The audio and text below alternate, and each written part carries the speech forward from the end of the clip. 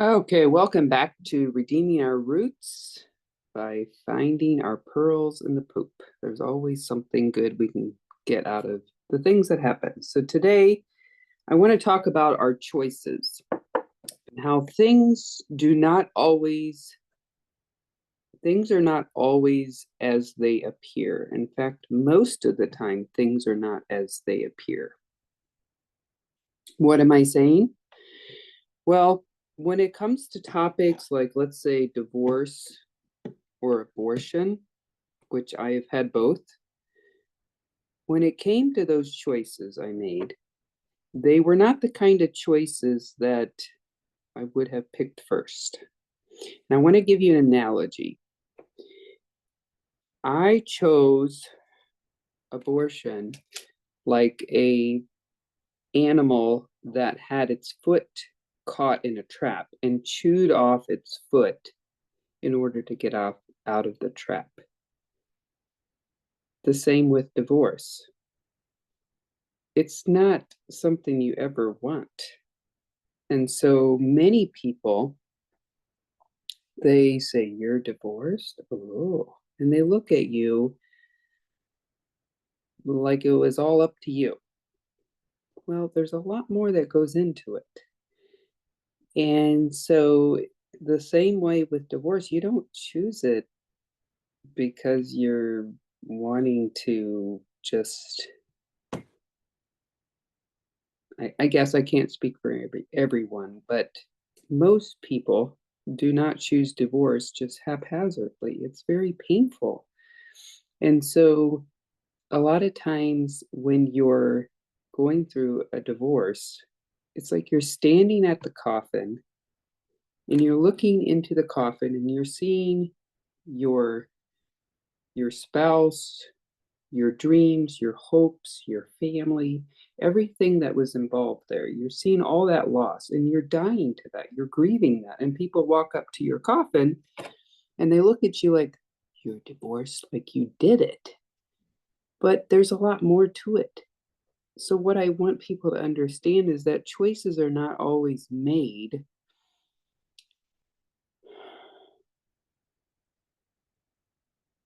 if you had a better choice, you may make a different choice.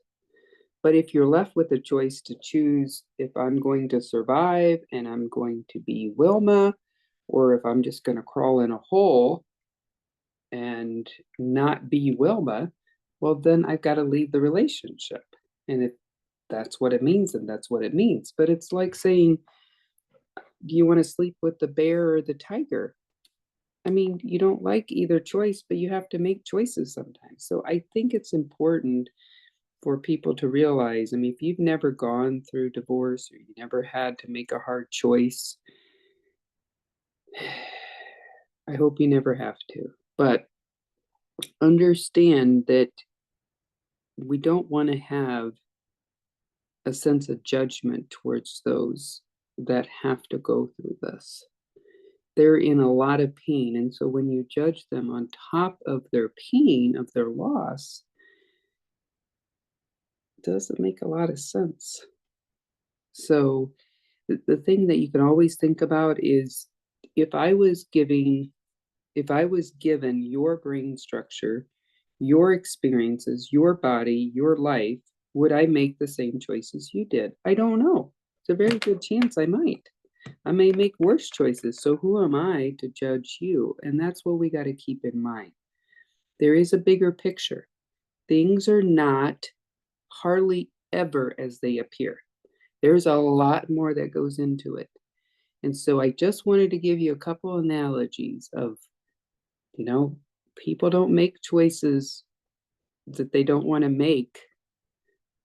For example, when I had the abortion, it was because the man I was with, who I was in a counseling situation, and I got pregnant, and he said I had to give up my child, and I did. I chose a man over my child. That's what I did. Why was I ever in that counseling situation? Well, that was something I needed to look at. I need to take responsibility for my own wounds. If someone comes in and stabs me in the arm, I'm responsible to go to the ER and get that taken care of. So when somebody hurts me emotionally, I'm responsible to care for that wound.